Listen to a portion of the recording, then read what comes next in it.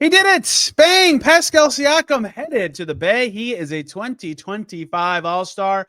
Why is he so deserving of this honor? Where does he rank in the Pacers niche of All-Stars? Tyrese Haliburton not an All-Star. Plus, another Myles Turner update on the trade market. Boy, oh boy, is Eddie Garrison going to help us talk about a lot today on the Locked On Pacers podcast.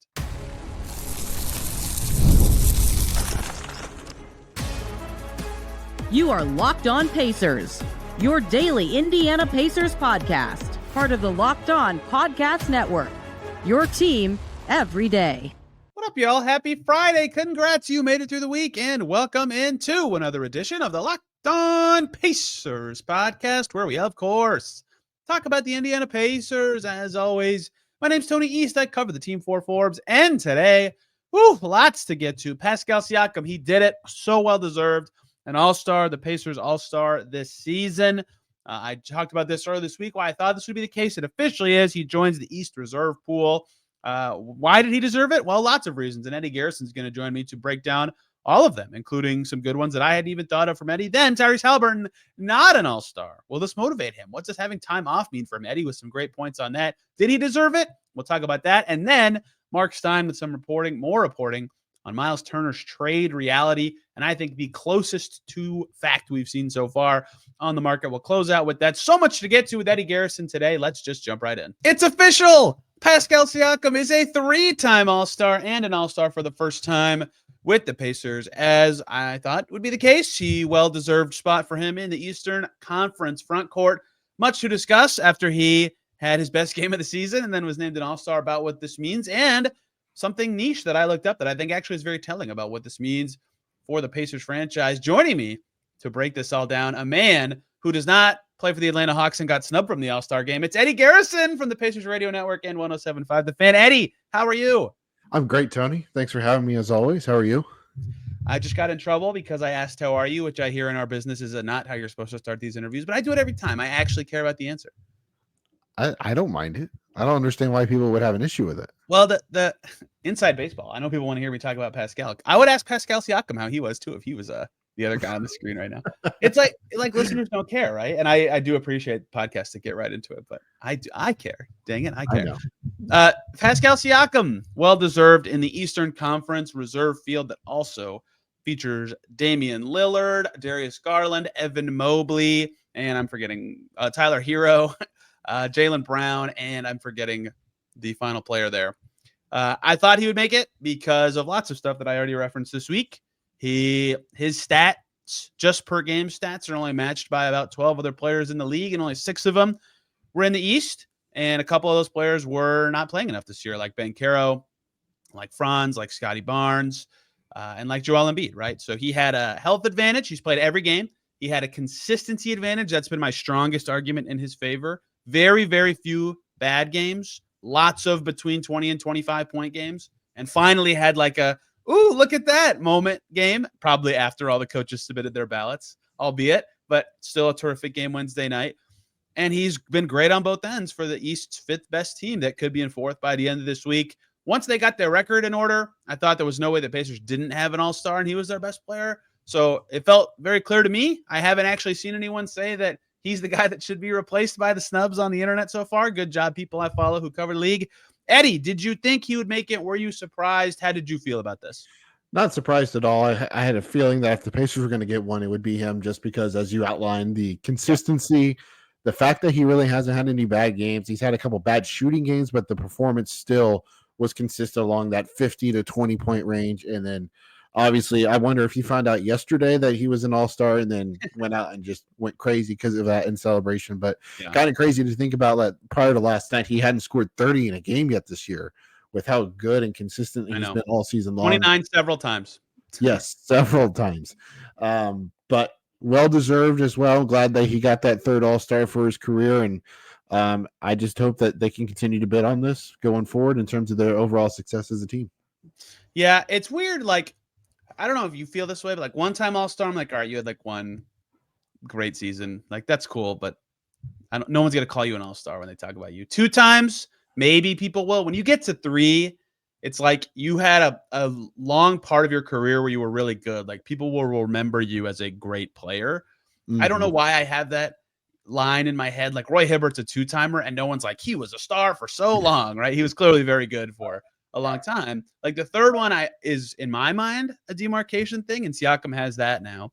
So I think that's a big deal for him. And he said yesterday, I thought this was interesting, how much this, like, he wants it to, I don't know if this was just his PR answer or not, but like it actually means something to him to rep the Pacers in an all-star event, because he has, and he said this even before he was in consideration for all-star, all whatever stuff, that he's always felt so supported in Indy by, ownership down after a trade where he was kind of feeling lost on a bad team and knew that his time in Toronto was coming to an end, and he's fit in very well here. Best player the Pacers have ever signed. That trade's worked out great. And, I do think he does mean something to that, even though he won't be wearing a Pacers uniform, much to my chagrin, in the All-Star game. So that makes it even cooler for him, right? I think that well-deserved honor for a guy who wants to do it for the right reasons. So first, you're a team jersey guy in the All-Star game? Oh, yeah. Oh, it's way better, right? I think it is in like MLB and the NFL. I don't know about NBA. I think the personalized All-Star game jerseys for cities are cool. That's my opinion, though. Well, what if they did like this year, San Francisco? So it was a Pacers jersey, and then there was like a San Francisco patch or something, right? So that way you could still tell it was an All-Star uniform. Yeah. Yeah, that's not a bad idea. What are they going to do this year? Like, it's not even East and West. It's just going to say All-Star in various colors. Like, that's so boring. Yeah. Anyway. Yeah. That is the only thing. I feel bad for Pascal Siakam that he has to go through this farce of a format that will not work, and they'll go back to something else next year. I think when you're talking about being a third-time All-Star and what it means, I think it means more to what Pascal was saying, like you just alluded to, of being an All-Star on a second team. Yeah. Because it's like, hey, you were not only good where you were before, you were also good to the team that you went to next. And you and I were talking leading up to the pod, and I'm not going to steal your nugget, but it's a pretty good one. I'll just tease you that way as a viewer / listener.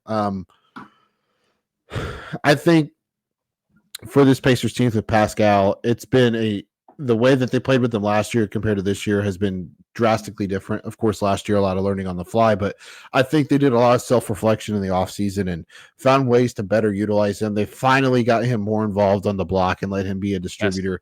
Yes. And I think he's been really, really good in terms of his decision-making when he gets a three-point opportunity. He's doing a lot of catching and shooting, getting rid of it as soon as like that, and knowing when he needs to take those shots. And I feel like that's when he's at his best as a three-point shooter versus when he's standing outside, he's got to dribble or whatever and try to create and then shoot. I don't know what the exact percentages are of him catching and shooting, but I'm sure either you have it up or you know it off the top of the head because you memorize stats like nobody's business. And just the rebounding aspect of this too. He's been so consistent in that regard for them. You can count on from 4 to 5, anywhere upwards to 8 or 9 a game. And that was an area of struggle last year for this Pacers team. And it continued to be a struggle this year, but they've gotten better since they've gone on this hot streak. And I think it's in large part because they're not as aggressive on the offensive glass. So they're getting back defensively and they're getting set defensively. So it's not allowing other teams to get easier baskets, and they can kind of dictate things better defensively and be more aggressive, because you always hear Carlisle talk about we want to be aggressors and set the aggression and set the level. So I think it all centers around Pascal Siakam, personally. I do agree. He's changed the way they play just enough that matters. And I thought it was so interesting that they just played that when they just had against Detroit. That it's funny the way you said, like the way they figured out different ways to use him this year, like on the block and all that stuff, because he just had 37. He's like, yeah, I never score this way. Like he hit 6 mid-range jumpers. We just turned and shot it over somebody. Like most of his points are like duck-ins or post-ups on a switch, or now this year like pick and pop, and it's like a reliable thing, right? It was so different for him. To answer your question, 31% of his shots catch and shoots this year, 56% on twos from that, 41% on catch and shoot threes. Like no one thinks of Siakam that way, but that has been by far the maybe not most important, but biggest noticeable change in his game this year. Is I like trust his shot much more than last year. We'll see if it lasts for the rest of the season. So yeah, he's been wonderful on offense, and that they've gotten him to those skills he's really good at. He doesn't have to rely on the Toronto Raptors full sprint spin move all the time, although he's very good at that still when he needs to get to it. He's got so much variety that he's hard to guard. Like I asked JB Bickerstaff about him yesterday, He's like, yeah, like his size makes you want to put a center on him. His speed makes you want to put a 4 on him. Like it's hard to figure out who to defend him with. They tried Jalen Duren. I don't think they're going to ever try Jalen Duren on him ever again. So that is the challenge of Siakam. And you're right. I thank you for giving me credit for this stat, but I actually was looking it up at the suggestion of someone who suggested this was the case on Blue Sky, Mike B, who said this correctly. Pascal Siakam is the first Pacers All-Star who was previously an All-Star with a different team, meaning their All-Star level maintained as they switched to the Pacers, which was, let's say, not the case for David West, who's still very good for the Pacers, to be clear. Not a knock on David West at all, but he was never an All-Star among many guys who were previously All-Stars. Like you mentioned before, we were talking about this. Andrew Bynum was an All-Star before. He was decidedly not an All-Star with the Pacers. You could name a couple more guys. He's the first one to carry that over, which one, of course, speaks to how good he's been and for how long. I think his first All-Star was 7 years ago now. No, never mind. 2019-20, because he was in Chicago. That's right. He's also made All-NBA twice, which is something else entirely. But that shows some longevity, 3 times in 5 years. And that shows what that trade and re-signing means for the Pacers. He already was, to me, the best player they'd ever signed, even though it doesn't feel that way because it was a re-signing. But this really cements it in that they traded for an All-Star who was one in 2023. They re-signed an All-Star, and then he was and maintained that level into another year. It's just like it doesn't feel like that like big of a deal to put that in air quotes, but it is. Like it's something that this franchise has never done before. Yeah, and I feel like you were talking about all the different ways that he scores. I feel like the fadeaway on the block is just money. Like the TJ McConnell mid-range jumper along the baseline, money. Like I don't know how many times you see him miss. Never. Well, McConnell recently has not really been the case, unfortunately. Well, yeah. But yes, that shot even in November was fascinating. The last point I'd make on Siakam, this being so deserved, is like the Pacers are playing great right now, and Siakam's played great. But when they were bad in November, like basically he and McConnell were the only reliably good players every night, right? And so that speaks to his consistency too. And maybe some people would view that the opposite way, like him being really great did not lead them to wins, but they would have had a much worse record early in the season had Siakam not had some exceptional games. Like they were 1-3 on the brink of going 1-4, disastrous start, and he goes ham mode in overtime to beat the Celtics. Like that was a huge game. To name a few, that Phoenix went on the road was obviously very important. That was like right after they were starting to turn the corner, but who knows where they'd be without him. But regardless of the quality the Pacers are putting out as a unit on a given night, you know Siakam's going to go out there and give you 22 points and 6 boards and 5 assists. And it's going to be somewhere between 45 and 60% shooting. And that's really important. And Rick Carlisle loves consistency. Every coach loves consistency. And he's given the Pacers that all year, regardless of how well they're playing. I think that's important for them. Especially when you look at Tyrese and just how Tyrese has fluctuated throughout the course of the season. Being able to feed off of like a steady player like Siakam only helps Tyrese and only helps Ben and only helps Mathurin. And I just said Mathurin anyway. Nembhard and Turner. Like it helps everybody when you have a guy that is that steady, because no matter if he's having an off night or if he's having an exceptional night, defenses will still have to account just for Pascal Siakam because of the presence that he brings every single night with his consistency. And it's going to lead to someone else having a good game. Sometimes it can be Nembhard. It could be, I thought Ben Shepherd had a really good game the other night against Detroit. So like just with Pascal's consistency, it's only going to help everybody else. And especially now when it looks like Tyrese has finally turned the corner and looked a little bit more like the guy pre-hamstring injury last year. I think this team's only going to get better, and I believe that they'll be a team that will continue to win at the level that they are. I agree with all that.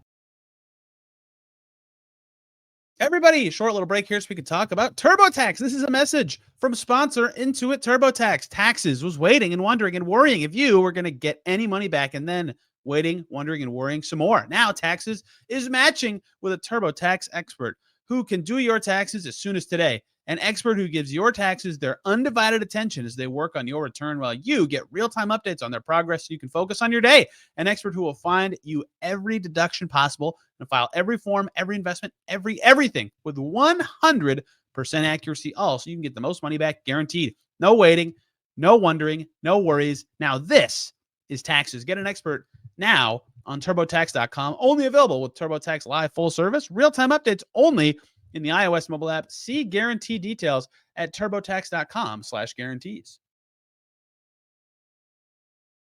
Let's pivot to guy number 2. I think 2 things, Eddie. We're talking about Tyrese Haliburton, to be clear. I think 2 things are true. Thing 1, I think that people were too low on his all-star chances. I don't think it was 0. That said, I don't think he deserved to make it. This is correct. His season's basically been 2 seasons where the first 15 to 20 games he was very okay at best, right? Like more turnovers than he's used to, couldn't make anything. People were questioning, is he hurt? Why can't he make stuff? What's going on here? And the last 15 to 20 games, or wherever you want to make your cutoff, he's been awesome. He's looked, he's been at least the guy he was 2 years ago when he was an all-star. And at times, including the most recent game, the Pacers played better than that and just had the best 2 minutes and 45 seconds of his career. And a lot of impact stats are like, hey, this is a top 20 offensive player in the league still. And I do believe that in impact he is that. His defense has been better, not good still. People need to not confuse what I'm saying. Better this year, right? That's important. He is still playing well. He's a good player. He did not, I don't think he deserved it, especially given the guards that did and did not even make it in this case. Did you think he had any chance here? I mean, I would have said like 10%. If he plays really well for the next week and they did an injury replacement, I guess, but I don't think he's got it this year. I thought he had a really good month of January to make the push. 29 per game, 4 rebounds, 50, 40, 83. I think it was 52, 44% field goal, 3-point percentage. So that was more in line of, when you come on our show at Query Company, like that's what you always mention is like, this guy is a career 40% 3-point shooter. Like you just don't go from, 40, 39 to 30, 29%. Like there's something going on. And in the month of January, if you just eliminate that game against Cleveland, or if he doesn't, have to leave it injured, I think there's a little bit more of a chance that he has he's in that conversation of the snub category. But if that play happened earlier, I think for sure he'd be in the snub category. I wouldn't put him in there right now. I think, as you mentioned, there are about 3 or 4 other guards that didn't make it that were in over him, in my estimation. So I'm not surprised that he's not an all-star. Personally, I think it's good that he's not an all-star. It's the first real break that he's had in forever. Good point. So he gets a little bit of vacation, a little bit of a reset button, hopefully gets a little healthy, and then, the quote-unquote second half of the season continues to go in the right direction for him. If he hits the all-star break healthy, to the extent that NBA players are ever healthy, like during the season, that'll be like the first time off he's had where he's not like actively rehabbing or managing soreness or something, like since prior to FIBA, right? Since probably before the World Cup. Yeah. A long time ago, right? I mean, he's done FIBA the season, and then he was an all-star. Yeah. I guess the summer after that, but he was kind of hurt at the end of that year, right? And then World Cup, then another season, then another all-star, then Olympics, and long playoffs. I guess probably last summer I'm underselling a little bit, but yeah, it certainly could be. And that's a big deal for him. It was a nice break for Caitlin Clark, certainly, who was even named an all-star, but then got time off. I saw how that helped her in the Fever. That's a good point that I wasn't even going to get to here. But yes, I think that is one takeaway for him that could be meaningful. Look, I'm not going to pretend to be like a psych guy who's going to read into Tyrese Haliburton's mind on how he's going to react to not being an all-star in a season that he probably didn't deserve it anyway. But a guy who said on the record that he uses tweets from people with 2 followers as motivation, and a guy that seems to have a big game every time any fan wearing a flannel shirt barks something at him from the second row. I have a hard time thinking that this won't mean nothing to him in terms of being motivating to keep trying to play. Like he said before the season that part of why he thought this team could have a good year is, the Pacers felt like they were doubted after a strong playoff push, that people were still kind of sleeping on them as a team level. And that was motivating to him. Well, now he has his own, this is the first break of his career with no all-star. He had 2 seasons in a row. I just what I know of him and what he said to us kind of think this will push him a little bit. But I wonder how he'll truly feel about it. I think that'll be an interesting part of this too. Yeah, because even prior to this month, he was playing a ton of minutes. Yeah. His minutes were down in the month of January. He played 36 per game in December, and then he goes down by 5 to 31. Because I remember a graphic at one point, it was him, Mathurin, maybe Turner or no, Siakam. They were in like the top 10 for most minutes played in the NBA. And I was like, holy crap. I didn't even realize how many minutes he was playing at the time. And now that his minutes have decreased a little bit, I think it's led to a little bit more of a success for him just because, you got to factor in the weak legs as the games go along, as the more minutes you play and they stockpile up. And as you know, we saw it last year with Caitlin when she finally got that break, and around the all-star time she came in that second half of the year for the Fever and just lit the world on fire, went full scorched earth. And you'd have to assume that a lot of NBA players are the same as Tyrese. If they felt like they got snubbed, they're going to either, probably hang something up in the locker, look at it every day. You see it oftentimes with NFL players like Adonai Mitchell for the Colts, for example. He wears number 10 because there were 10 wide receivers drafted in front of him. So, like, there's always something that these guys, in terms of professional athletes, are going to use as a chip on their shoulder. And every single night now, I think from here until probably next year when All-Star voting opens up again, Tyrese is going to remember not being named to an All-Star, and she's going to fuel him to continue to get better. And truly not even in the conversation, right? Like, right. No, I've been making the case, but even I don't really believe that, he had a chance, right? Like so the guards that were named in the East today, the one I forgot earlier was Garland and Dame and Tyler Hero and Jaylen Brown all made it today, and they've all been better than Tyrese this season. And so is Trae Young, who didn't make it, and I thought we'll talk snubs in a second to the extent that it even matters. And like people have been saying LaMelo got snubbed. I don't think he got snubbed, but I get why he's been very good and is like also someone that should be mentioned in the mix. Tyrese Maxey started slow like Haliburton and has been good the last month and a half or so. Sixers are at least playing a little better right now. So the field was very crowded, and it was very hard to make, like it was with Siakam, it was very easy for me to make the argument of why he's been better than other front court players. It was very hard for me to do that with Haliburton. So I don't even, his start was just too slow. If it was only 10 games or something at the start of the season, he would have had a much better case. But that first impression also hangs with people. So he just didn't deserve it. And that's fine. He'll be better for it, I think. Yeah, I agree with you. Totally agree. All right, who's your snub list? Both conferences. Well, I'll start with the West. I think the biggest snub is the former Pacer, Domantas Sabonis, just because of how good he's been. Totally agree. I told you, I think it's one game this year that he's played in where he hasn't a double-double, and I think he had like 8 rebounds or 9 rebounds. And I mean, the Kings have not had a good year by any means, and it's pretty much been a career year for him. 3-point percentage, shooting. I know statistically in terms of rebounds, it's his best season. He's almost averaging a triple-double. So it's just, I think in the Western Conference, I think that's the easiest guy to look at. Eastern Conference, you already mentioned it, between Trae Young, LaMelo, and I think Tyrese Maxey belongs in that list too. But unfortunately for Maxey, he's just been so good on a really bad team, and it's hard to evaluate Maxey when it comes to All-Star candidacy when the Sixers aren't good. Yeah, I agree with all that. Sabonis is the biggest snub either conference to me. I mean, the Rockets are so fascinating because they're good because they defend really well and like win the possession battle every night. So like, and Şengün's been better on defense this year, but it's hard to like pinpoint one player who would have deserved it. But they've been so good that I get why people thought they needed to have one. But I just think Sabonis has been better than Şengün. And that's my rule. If I'm going to name a snub, I have to say who's not going to be there. And in this case, that is it for me. Sabonis over Şengün. Jaren Jackson's been so good on defense that I can't change that. Honestly, I think the best Clipper this year has been Ivica Zubac. I mean, James Harden's been really good. One of those. I mean, I'm not like mad James Harden's in there. He's played much better than his stats suggest. But I mean, I did wonder if he would have a case. Every other West one makes good sense to me. I'm glad J-Dub got in. He's quite good for his first one. And yeah, in the East, I agree with you. I would have had Trae Young over Tyler Hero. Tyler Hero, underrated this year. Very good. Like insane shooting. 10 threes a game, making 40% is unreal. Like he has been really great. But I think Trae's been a little better. But it's kind of the same thing. I think the Heat are the six, as of the voting, the Heat are the 6th seed, right? Like you do get to a point with, I think that, the Magic are technically tied for them. The Magic's best players have been hurt, though. I think everybody gets that. Like the top, 7 teams in the West have one, and Dallas certainly would have without injuries.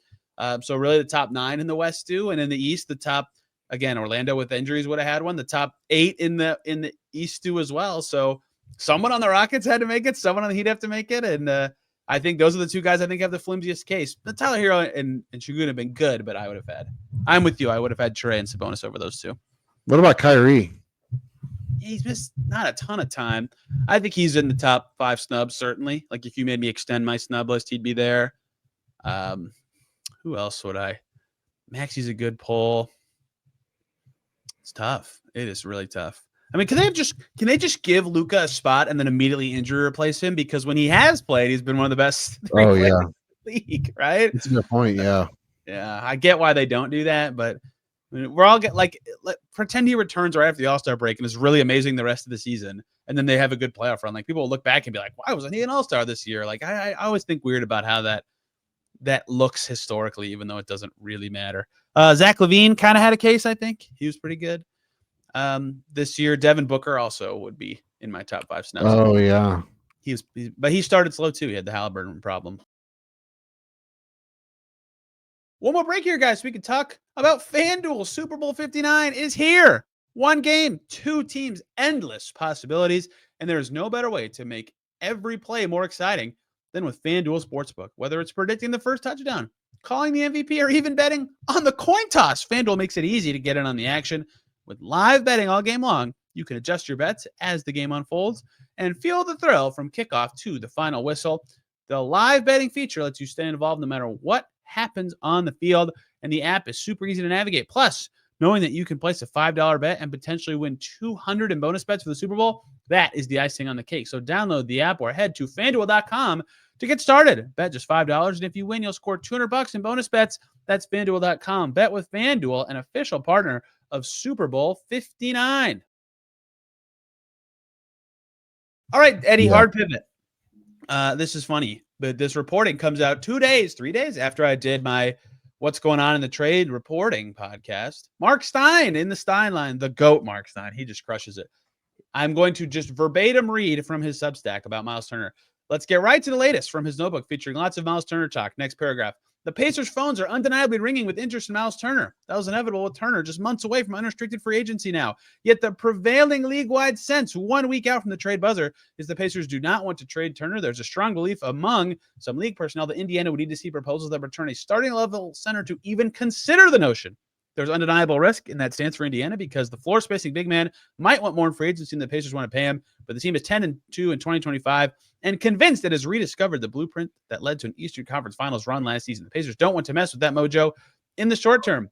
Yeah, that's exactly what they should be thinking. This whole season was about being good again. Yes, they played poorly to start the year, but now they're playing good. Turner's playing good. He very much fits with the 2 best players on the Pacers. And if they traded him, Thomas Bryant's been good, but they'd be way worse, way worse, right? 1, if Thomas Bryant could do this for 31 minutes a night, he would have done it on other teams in his career, and he never has. And 2, they'd then have to replace Thomas Bryant's minutes. So unless they're getting a center and good stuff back, it doesn't make any sense to me. It never has. It's always overstated. Thank you, Mark Stein, and the right people in the league for connecting with him about common sense, man. It blows my mind, some of this reporting. I'm like, this makes no sense. Like, did you ask the person where they heard this from when they told you this information? Because clearly, whatever, I'm ranting too much to say. Does that make sense to you? How would you be approaching this? Oh yeah, 100%. I wrote about it on 1075thefan.com on Monday. I said it makes no sense for the Pacers to trade Myles Turner. Like when you look at how they play, he is the center that needs to play in this system. He runs the floor, rim to rim. He protects the rim. He's the guy that can guard a guard. And you saw that against Detroit with Cade Cunningham forcing the 8-second violation, which was absolutely wild, by the way. I didn't have that on my bingo card at all this year, but he's really good, and he's improved in that regard in terms of being able to defend guards. Because I feel like early in his career, he always got beat off the dribble, and now he understands, now that he's gotten, bigger in terms of muscle and everything and stronger, that he can able to withstand more contact and stay in front of guys and absorb it and knock guys off their spots and things of that nature. So it just doesn't make sense because what he brings would be missed, and it's valued and coveted around the entire NBA because any team would want Myles Turner if they had the reason to go get him. And if you're a team that's a competitive team and you're looking to win the NBA Finals, I would not expect you to not make a call because he can make your team better. And I think he has been better as of late. Whenever he scores, I think it's 20, they're undefeated. The Pacers, they're 9-0. I forget what the number is when he scores just 15 points, but they're pretty much unbeatable in that regard as well. So whenever Turner is playing well, this team is typically playing well. And it just did not make any sense to me to trade him because they have nobody, as you mentioned, behind him, Tony. Like they have Thomas Bryant, and there's not a whole lot of other centers that are going to be available to give you productive minutes that would equate to trading Myles Turner. And I don't think you would be able to, for example, if you made a trade with the Lakers, what does Rui Hachimura do for you? Like, it doesn't do anything. Nothing. It creates a bigger problem because then you have Siakam, you have Hachimura, you've got Walker, you've got Toppin, you got Nesmith.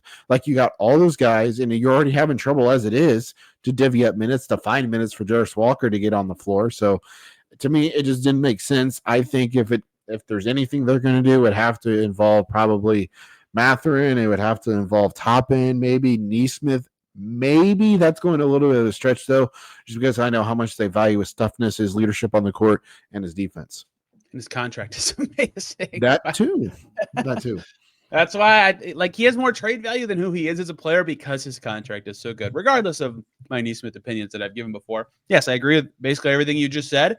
Like, it's not something you do when you're good. If they were still bad, I would totally understand these conversations. But I mean, unless, again, he nailed it in there. Unless they're getting a very good center in return, and specifically a playoff caliber center plus other stuff, why would they do that? Yeah. And if the only reasons they wouldn't, which I said earlier this week, would be if one, they have some reason to believe he's going to have a sharp decline in effectiveness when he ages, or two, they are afraid of what his next deal is going to be. But then why aren't other teams afraid of that who are trading for him, right? Like that also would be a signal of like either, they're being really cheap, or they're they're afraid of something else. So to me, it is very clear that he shouldn't really be on the block at all. And I think that I'm glad that there's finally something I can cite to say, hey, this report matches what I think reality is for the Pacers, and what is an overstated market for a good player. By the way, the opening of this podcast was about Pascal Siakam being named an All-Star. Not a coincidence that his best seasons ever were when the Raptors had Marc Gasol and Serge Ibaka, good defenders next to him in the front court, and when they traded for Jakob Poeltl and had good defense in the front court. It helps him when he plays with players like this. So if you want Siakam to be good, you keep Myles Turner. This all makes sense to me. Yeah, and it makes sense as to why he wanted to play with Myles Turner. Yes, that was one of the first things that he said when he got traded in Indianapolis, or Indiana, I should say technically.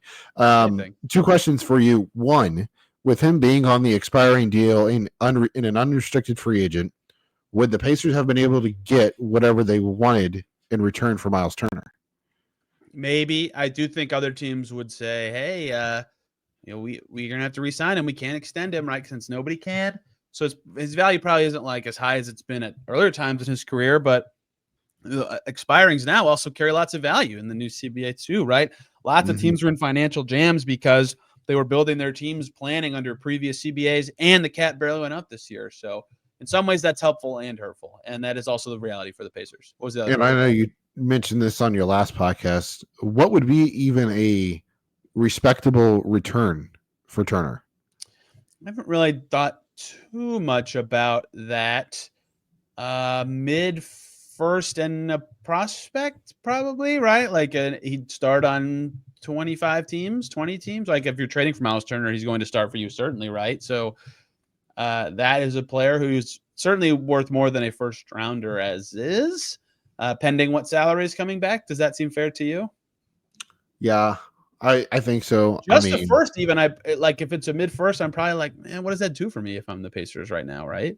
Yeah, it wouldn't do much for you unless there's another move that you're willing to make with that pick. But I don't know if you can. You're probably better explaining it than I, because you've read the CBA in and out. I don't know if you could redirect that pick immediately after acquiring it. So depends on the year, but most likely yes.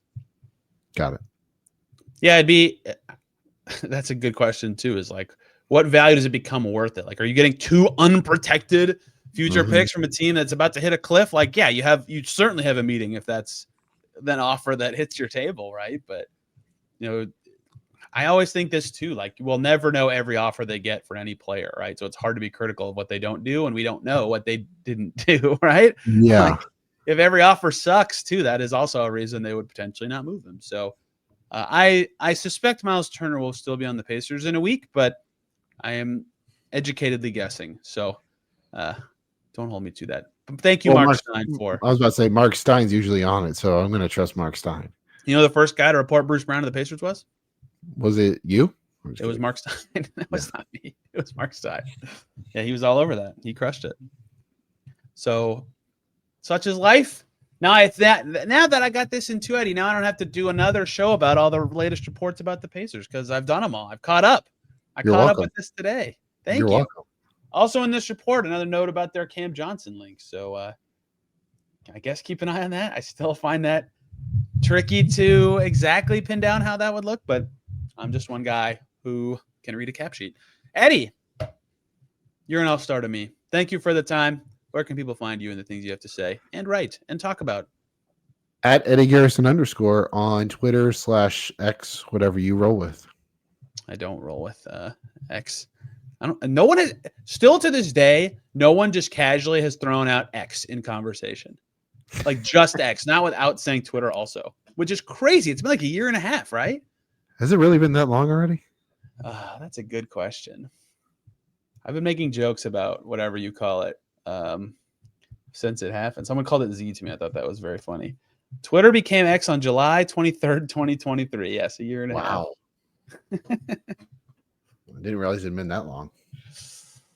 Yeah. Twitter's now its X name.